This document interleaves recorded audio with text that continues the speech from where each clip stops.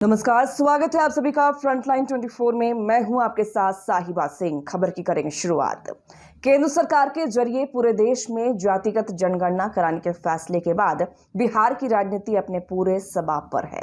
विपक्ष और सत्ता पक्ष के तमाम वार पलटवार के बाद अब बिहार विधानसभा में विपक्ष के नेता तेजस्वी यादव ने इसे लेकर पीएम नरेंद्र मोदी को एक लेटर लिखा है, जिसमें तेजस्वी यादव ने पीएम मोदी के सामने जातिगत जनगणना पर अपने विचार और कुछ नई मांगे भी रखी। तेजस्वी यादव ने अपने पत्र में लिखा है, देश भर में जाति जनगणना कराने की आपकी सरकार की हाल की घोषणा के बाद मैं आज आपको सतर्क आशावाद की भावना के साथ लिख रहा हूं। वर्षों से आपकी सरकार और एनडीए गठबंधन ने जातिगत जनगणना की मांग को विभाजनकारी और अनावश्यक बताकर खारिज कर दिया था।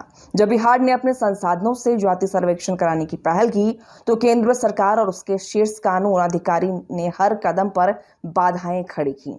आपकी पार्टी के सहयोगियों ने इस तरह के डेटा संग्रह की आवश्यकता पर भी सवाल उठाया, अनेक प्रकार की फूहर और अशोभनीय टिप्पणियां की। आगे लिखा कि आपका विलंबित निर्णय उन नागरिकों की मांगों की व्यापकता को स्वीकार करता है जिन्हें लंबे समय से हमारे समाज के हाशिए पर रखा गया है। बिहार के जाति सर्वेक्षण ने जिसमें पता चला कि ओबीसी और ईबीसी हमारे राज्य की आबादी का लगभग 63% हिस्सा है, यथास्थिति बनाए रखने के लिए फैलाए गए कई मिथकों को तोड़ दिया। इसी तरह के पैटर्न देश भर में सामने आने की संभावना है।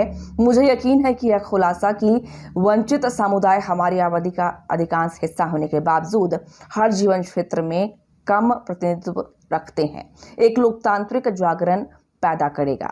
उन्होंने ये भी कहा कि जातिगत जनगणना कराना सामाजिक न्याय की लंबी यात्रा का पहला कदम मात्र है।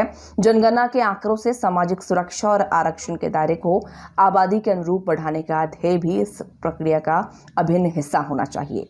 एक देश के रूप में हमारे पास आगामी परिसीमन में कई प्रकार के अन्याय को ठीक करने का एक महत्वपूर्ण अवसर भी है। निर्वाचन क्षेत्रों का पुनर्निर्धारण जनगणना के आंकड़ों के प्रति संवेदनशील होना चाहिए। ओबीसी और ईबीसी का निर्णय लेने वाले संस्थानों में पर्याप्त राजनीतिक प्रतिनिधित्व के लिए विशेष प्रावधान किए जाने चाहिए। राज्य विधानसभाओं और भारत की संसद में अनुपालिका प्रतिनिधित्व के सिद्धांत के आधार पर इन वंचित समुदायों को सम्मिलित किया जाना होगा।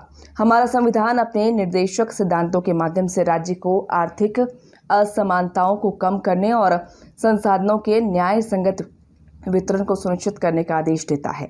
जब हम यह जानेंगे कि हमारे कितने नागरिक वंचित समूहों से संबंधित हैं, उनकी आर्थिक स्थिति क्या है, तब अधिक सटीकता के साथ लक्षित हस्तक्षेप तैयार किए जाने चाहिए। निजी क्षेत्र जो सार्वजनिक संसाधनों का प्रमुख लाभार्थी रहा है, सामाजिक न्याय की आवश्यकताओं से अलग नहीं रह सकता। कंपनियों को पर्याप्त लाभ मिलता रहा है। रियायती दरों पर जमीन, बिजली सब्सिडी, कर छूट, बुनियादी सुविधाएं और विभिन्न प्रकार का वित्तीय प्रोत्साहन, इसका बोझ करदाता के कंधे उठाते हैं। बदले में निजी उद्योग क्षेत्र से हमारे देश की सामाजिक संरचना को प्रतिबिंबित करने की अपेक्षा करना पूरी तरह से उचित है।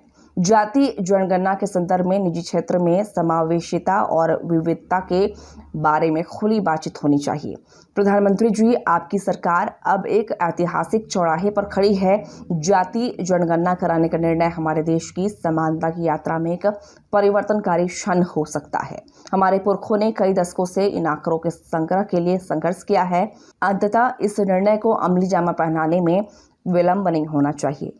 एक दिगर सवाल यह भी है कि क्या डेटा का उपयोग प्रणालीगत सुधारों के लिए उत्प्रेरक के रूप में किया जाएगा या यह कई पिछली आयोग रिपोर्टों की तरह धूल भरे अभिलेखागार तक ही सीमित रहेगा। बिहार के प्रतिनिधि के रूप में जहां जाति सर्वेक्षण ने जमीनी हकीकत के प्रति आंखें खोली हैं, मैं आपको सामाजिक परिवर्तन करने में रचनात्मक सहयोग का आश्वासन देता हूं। इस जनगणना के लिए संघर्ष करने वाले लाखों लोग न केवल डेटा बल्कि सम्मान, न केवल गणना बल्कि सशक्तिकरण की प्रतीक्षा कर रहे हैं।